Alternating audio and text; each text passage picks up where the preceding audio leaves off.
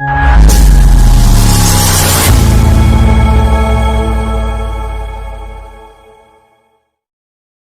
اللہ الرحمن الرحیم۔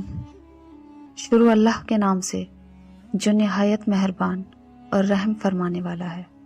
السلام علیکم۔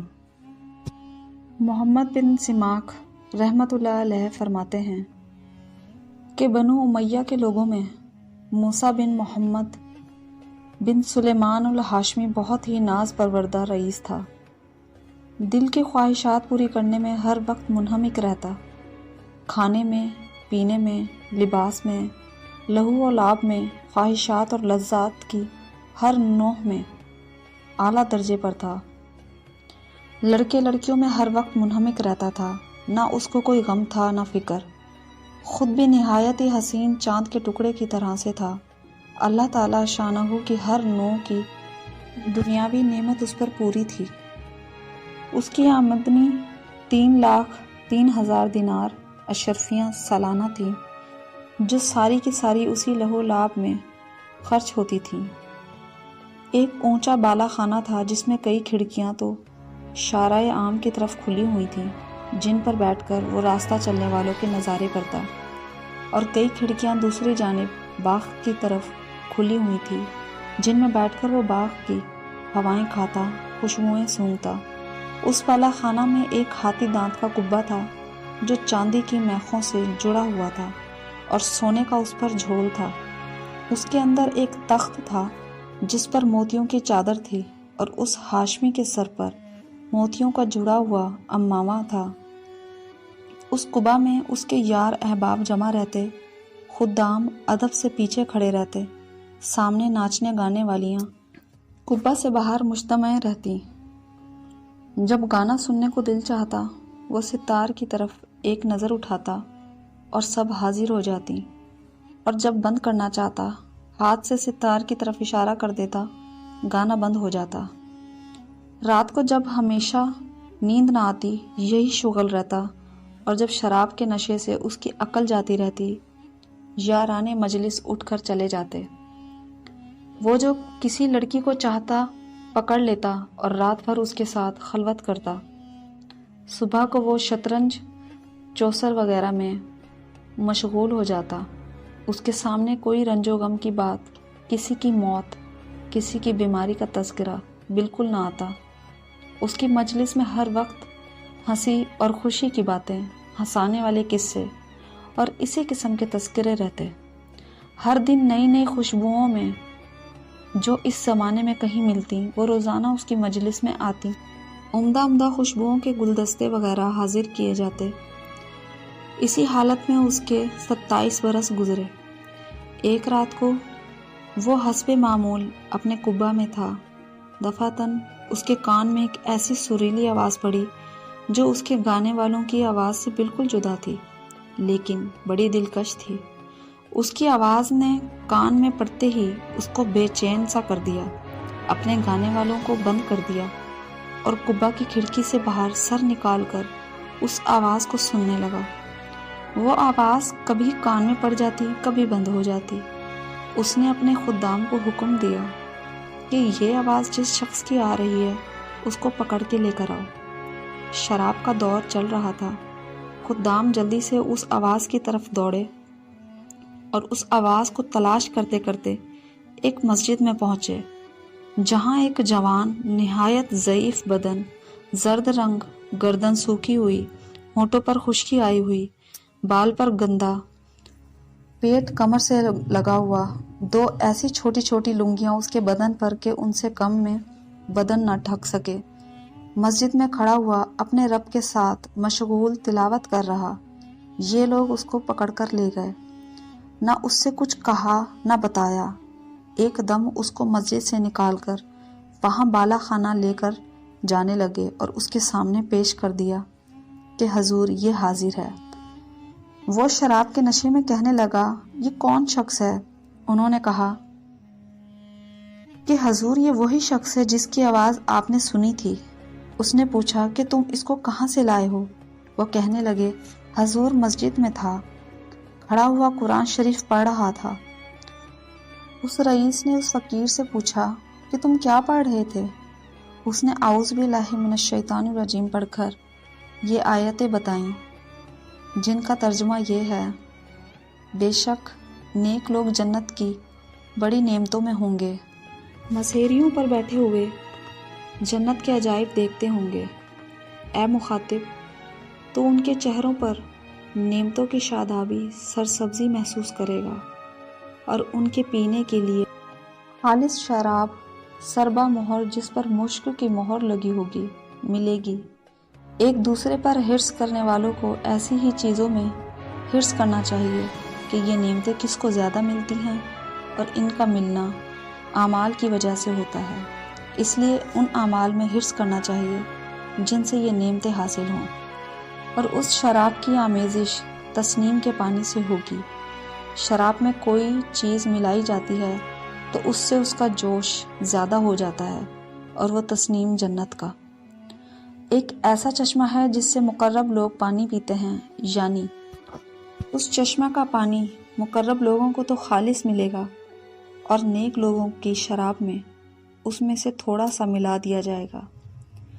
اس کے بعد اس فقیر نے کہا: ارے دھوکے میں پڑے ہوئے تیرے اس محل کو، تیرے اس بالا خانہ کو، تیرے ان فرشوں کو، ان سے کیا مناسبت؟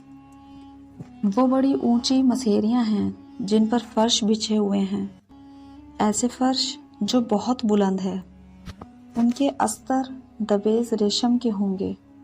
وہ لوگ سبز مشجر اور عجیب و غریب خوبصورت کپڑوں پر تکیہ لگائے ہوئے ہیں۔ اللہ کا ولی ان مسیریوں پر سے ایسے دو چشموں کو دیکھ لے گا جو دو باغوں میں جاری ہوں گے، اور ان دونوں باغوں میں ہر قسم کے میوے کی دو دو قسمیں ہوں گی کہ ایک ہی قسم کے میوے کے دو مزے ہوں گے۔ وہ میوے نہ تو ختم ہوں گے، نہ ان کی کچھ روک ٹوک ہوگی، جیسا دنیا میں باغ والے توڑنے سے روکتے ہیں۔ وہ لوگ پسندیدہ زندگی میں بہت بلند مقام پر جنت میں ہوں گے، ایسی عالی مقام جنت میں ہوں گے جہاں کوئی لغو بات نہ سنے گا۔ اس میں بہتے ہوئے چشمے ہوں گے، اور اس میں اونچے اونچے تخت بچھے ہوئے ہوں گے، اور آپ خورے رکھے ہوئے ہوں گے، اور برابر گدے لگے ہوئے ہوں گے، اور سب طرف قالین ہی قالین پھیلے ہوئے پڑے ہوں گے کہ جہاں چاہیں بیٹھیں، ساری ہی جگہ صدر نشیں ہے۔ وہ لوگ سایوں اور چشموں میں رہتے ہوں گے۔ اس جنت کے پھل ہمیشہ رہنے والے ہوں گے، کبھی ختم نہ ہوں گے، اس کا سایہ ہمیشہ رہنے والا ہوگا۔ یہ تو انجام ہے متقی لوگوں کا، اور کافروں کا انجام دوزخ ہے۔ وہ کیسی سخت آگ ہوگی، اللہ تعالیٰ ہی محفوظ رکھے۔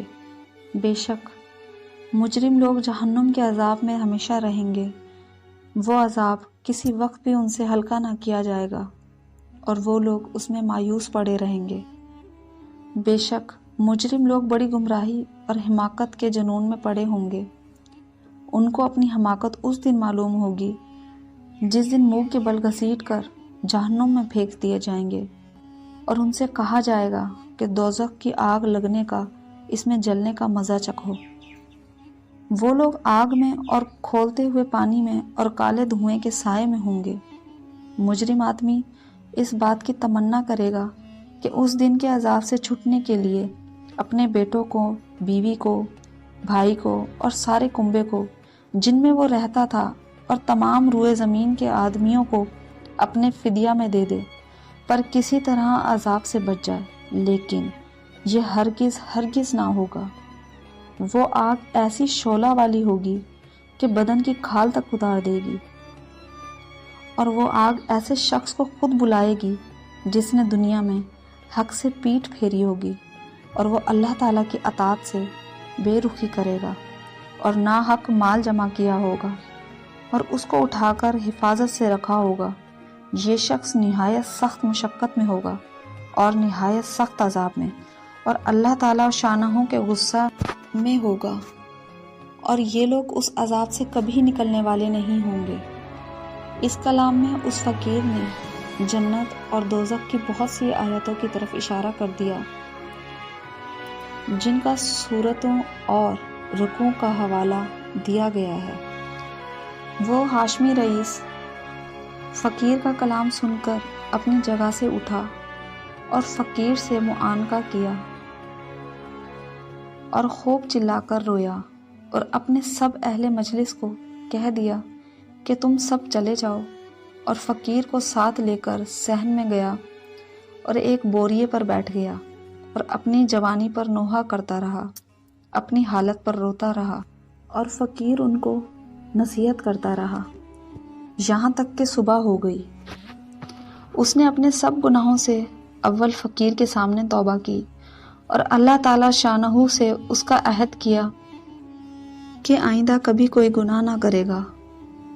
پھر دوبارہ دن میں سارے مجمع کے سامنے توبہ کی اور مسجد کا کونا سنبھال کر اللہ تعالی شانہ کی عبادت میں مشغول ہو گیا، اور اپنا وہ سارا ساز و سامان، مال و متاع سب فروخت کر کے صدقہ کر دیا، اور تمام نوکروں کو موقف کر دیا، اور جتنی چیزیں ظلم و ستم سے لی تھیں سب اہل حقوق کو واپس کی، غلام اور باندیوں میں سے بہت سے آزاد کیے اور بہت سے فروخت کر کے ان کی قیمت صدقہ کر دی، اور موٹا لباس اور جو کی روٹی اختیار کی۔ تمام رات نماز پڑھتا، دن کو روزے رکھتا، حتیٰ کہ بزرگ اور نیک لوگ اس کے پاس اس کی زیارت کو آنے لگے، اور اتنا مجاہدہ اس نے شروع کر دیا کہ لوگ اس کو اپنے حال پر رحم کھانے کی اور مشقت میں کمی کرنے کی فرمائش کرتے، اور اس کو سمجھاتے کہ اللہ تعالی شانہ نہایت کریم ہیں، وہ تھوڑی محنت پر بہت زیادہ اجر عطا فرماتے ہیں۔ مگر وہ کہتا کہ دوستو، میرا حال مجھ کو معلوم ہے، میں نے اپنے مولا کی رات دن نافرمانیاں کی ہیں، بڑے سخت سخت گناہ کیے ہیں۔ یہ کہہ کر وہ رونے لگتا اور خوب روتا۔ اسی حالت میں ننگے پاؤں پیدل حج کو گیا، ایک موٹا کپڑا بدن پر تھا، ایک پیالہ اور ایک تھیلا صرف ساتھ تھا۔ اسی حالت میں مکہ مکرمہ پہنچا اور حج کے بعد وہیں قیام کر لیا، وہیں انتقال ہوا۔ مکہ کے قیام میں رات کو حتیم میں جا کر خوب روتا اور گڑ گڑاتا اور کہتا کہ میرے مولا، میری کتنی خلوتیں ایسی گزری جن میں تیرا خیال بھی نہ کیا، میں نے کتنے بڑے بڑے گناہوں سے تیرا مقابلہ کیا، میرے مولا، میری ساری نیکیاں جاتی رہیں کہ کچھ بھی نہ کمایا، اور میرے گناہ میرے ساتھ رہ گئے۔ ہلاکت ہے میرے لیے اس دن جس دن تجھ سے ملاقات ہوگی، یعنی مرنے کے بعد میرے لیے ہلاکت پر ہلاکت ہے، یعنی بہت زیادہ ہلاکت ہے۔ اس دن جس دن میرے نامہ اعمال کھولے جائیں گے، وہ میری رسوائیوں سے بھرے ہوئے ہوں گے، وہ میرے گناہوں سے پر ہوں گے، بلکہ تیری ناراضگی سے مجھ پر ہلاکت اتر چکی ہے، اور تیرا عتاب مجھ پر ہلاکت ہے جو تیرے ان احسانوں پر ہوگا جو ہمیشہ تو نے مجھ پر کیے، اور تیری ان نعمتوں پر ہوگا جن کا ہمیشہ میں نے گناہوں سے مقابلہ کیا، اور تو میری ساری حرکتوں کو دیکھ رہا تھا۔ میرے آقا، تیرے سوا میرا کون سا ٹھکانہ ہے جہاں بھاگ کر چلا جاؤں؟ تیرے سوا کون شخص ایسا ہے جس سے التجا کروں؟ تیرے سوا کون ہے جس پر کسی قسم کا بھروسہ کروں؟ میرے آقا، میں اس قابل ہرگز نہیں ہوں کہ تجھ سے جنت کا سوال کروں، البتہ محض تیرے کرم سے، تیری عطا سے، تیرے فضل سے اس کی تمنا کرتا ہوں کہ تو مجھ پر رحم فرما دے اور میرے گناہوں کو معاف فرما دے۔ آمین ثم آمین۔